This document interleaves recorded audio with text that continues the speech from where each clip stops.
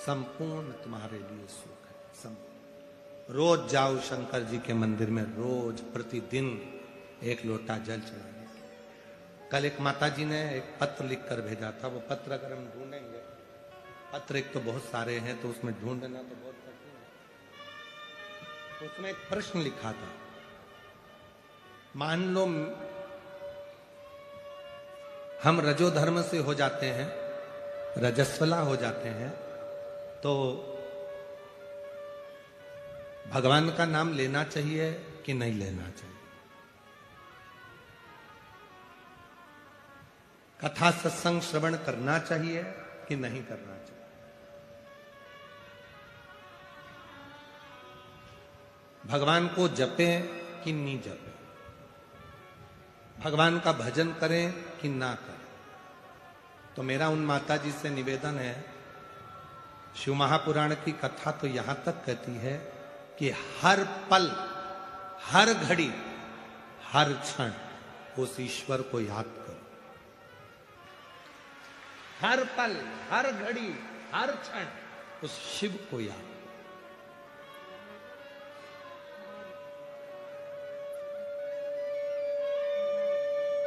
उस परमात्मा को याद करो। अब तुम कह रही हो कि रजस्वला धर्म आ जाएगा तो हम भगवान को याद करें कि ना करें, हम भगवान का भजन करें कि ना करें, हम भगवान का स्मरण करें कि ना करें, और तुम स्मरण नहीं करे और रजो धर्म के समय पर ही निपट गए तो?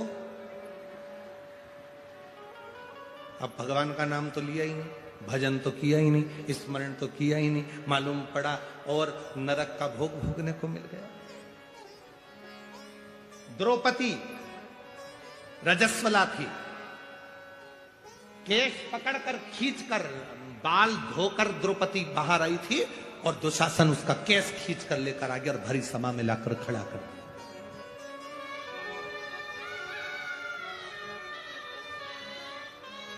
भरी सभा में द्रौपदी को लाकर खड़ा करा और भरी सभा में द्रौपदी खड़ी थी। द्रौपदी सोचती रही, मैं रजस्वला हूं, कैसे भगवान को बुलाऊं?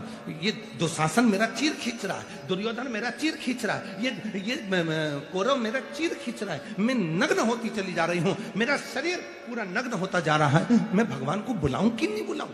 मैं रजस्वला, मेरा रजो धर्म, मैं परमात्मा को बुलाऊं कि ना बुलाऊं? सोच। आखिरी में उसने सोच लिया कि भले मैं रजो धर्म में हूं, पर उस परमात्मा को तो याद कर सकती हूं, और याद करूंगी तो वह परमात्मा मेरे ऊपर कृपा तो करेगा।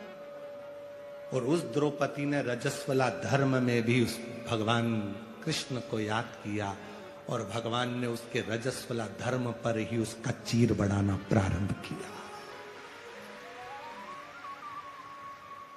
याद करो, परमात्मा का भजन करो, स्मरण करो, कीर्तन करो, मंत्र जाप करो, नाम जाप करो, नाम स्मरण करो, बार बार भगवान का भजन करो। तुम कैसे भी हो, कैसी भी अवस्था में हो, उस परमात्मा को याद करने में देरी नहीं होना चाहिए, उस परमात्मा को भजने में देरी नहीं होना चाहिए। वो एक याद करो, एक कोई फिल्म का गीत था, उसकी चोटी ऐसी थी, ऐसी चोटी थी उसकी, भला है बुरा है जैसा भी है मेरा पति। वो ऐसी चोटी उसकी थी, तो उसमें बोल रही कि भला है बुरा है जैसा भी है मेरा पति मेरा देवता है। उसी तरह मेरे शिव भी कहते हैं, अच्छा है बुरा है कैसा भी है मेरा भक्त, मेरा गण, मेरा अपना है, मेरा अपना। वो नहीं देखता कि तुम क्या, वो चोर चोरी करने के लिए गया, शंकर जी के मंदिर पे जलाधारी थी, उसने सोचा चुराऊंगा कैसे, ऊपर की जलाधारी को निकालना है, टेबल नहीं है, कुर्सी नहीं है, स्टूल नहीं है, निसैनी नहीं है, शंकर जी के शिवलिंग पर चढ़ गया, जलाधारी उतार रहा था, नीचे से शंकर भगवान प्रसन्न होकर प्रकट हो गए, मांग तुझे क्या चाहिए? उसने कहा तुम कौन? शंकर भगवान।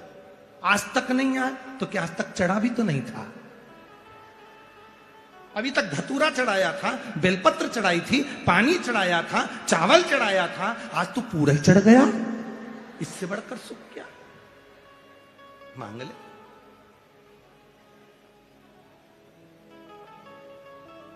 भोले का तो भगवान है, भोले का मांग ले, तुझे क्या चाहिए? उसने कहा प्रभु मैं क्या मांगू तुमसे, मेरी पत्नी बहुत दिन से बच्चे भूखे हैं, कुछ भोजन दे दो। शंकर भगवान ने कहा मैं तुझको 1 घंटा देता हूं, इस घंटे से 2 अगरबत्ती लगाकर जो मांगेगा वो तुझे मिल जाएगा, पर याद रखना जितना तुझे मिलेगा उससे दुगना तेरे पड़ोसी के घर पहुंच जाएगा। तो कितनी चाहिए? चाहिए ही नहीं।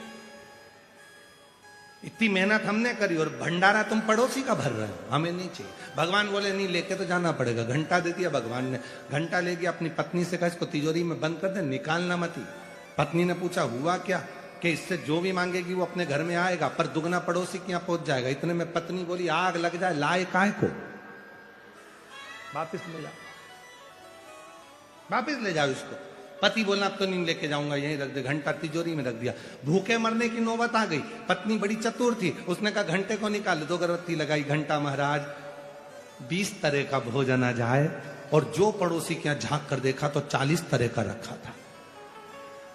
पत्नी ने सोचा बड़ा बेकार काम करा है ये घंटे ने, तो हालत खराब कर दी है, पर कुछ भी हो जाए इस घंटे को तो मैं प्रयोग करके रहूंगी। पत्नी बड़ी चतुर थी, उसने फिर 2 अगरबत्ती लगाई है। घंटा महाराज हमारे घर में एक कुआं खुद जाए, पड़ोसी के छोटे से घर में 2 खुद गए।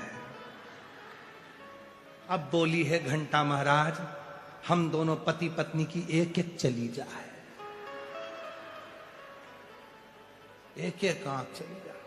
अब बेचारे की पड़ोसी की तो 2 ही चली गई, और गई तो गई, वो दोनों अंधे बेचारे दोनों पानी में डूब के मर गए। अब भगवान से कह रही हमारी वापिस आ जाए, तो अब तो वो ऊपर चले गए, तो उनकी क्या ऊपर आएगी? बहुत चतुर। संसार में बहुत लोग ऐसे हैं जो दूसरे का सुख नहीं देख सकते, और संसार में बहुत लोग ऐसे हैं जो दूसरे को सुखी देखकर सीखते हैं कि हमें भी अपनी जिंदगी में ऐसा करना है। बाबा अगर मुझे देगा तो एक बार मैं भी शिरूर में शिव महापुराण की कथा करवाऊंगा। लोग सीखते हैं इससे। ऐसा धन दे, ऐसा वैभव दे, ऐसी सत्ता दे, ऐसा मुझे बनाना बाबा कि मैं भी एक बार सत्कर्म करूं, मैं भी एक बार कथा कराऊं, मैं भी एक बार यज्ञ कराऊं, भूखे को भोजन और प्यासे को पानी पिलाऊं।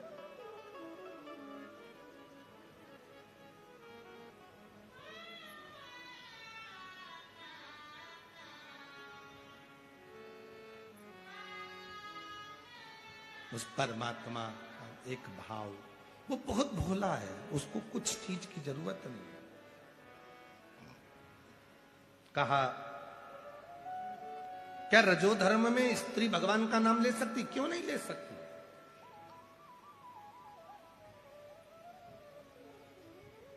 जपो, भगवान को याद करो, भजन करो, कीर्तन करो, नाम जाप करो। कौन मना कर रहा है? जपो।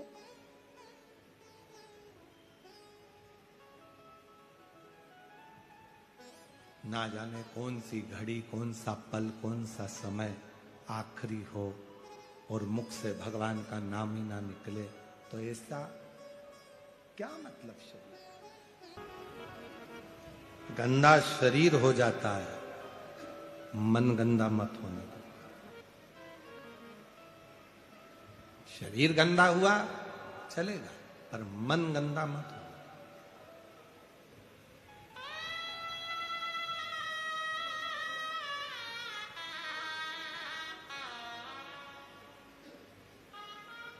मन गंदा नहीं होना चाहिए।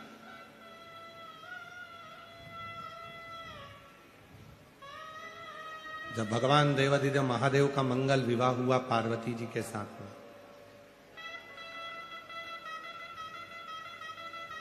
और 33 कोटि देवता थाल भर भर कर उनके लिए अंबर, पीतांबर, कपड़े, हीरे, मोती, जवाहरात, रतन, आभूषण सब लेकर सब रखे थे कैलाश पर। ब्यूटी पार्लर वाले भी आए,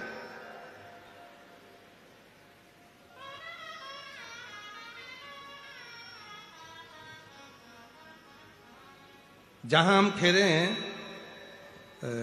रामलिंगम मंदिर से आगे उधर जाके फिर ऐसे लेफ्ट में कच्चे में फिर वहां से वहाँ जिनके यहाँ कक्कड़ परिवार में जहां भी हम लोग ठहरे हुए हैं, तो वहां जहां वहां ठहरे वहां से यहां तक आते हैं तो नो ब्यूटी पार्लर पढ़ते हैं।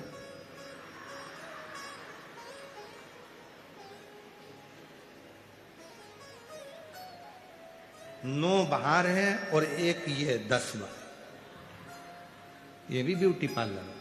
वहां बाहर का श्रृंगार होता है जिसको देखकर पति और पत्नी रीझ जाते हैं, और यहां भीतर का श्रृंगार होता है जिसको देखकर महादेव रीझ जाता है।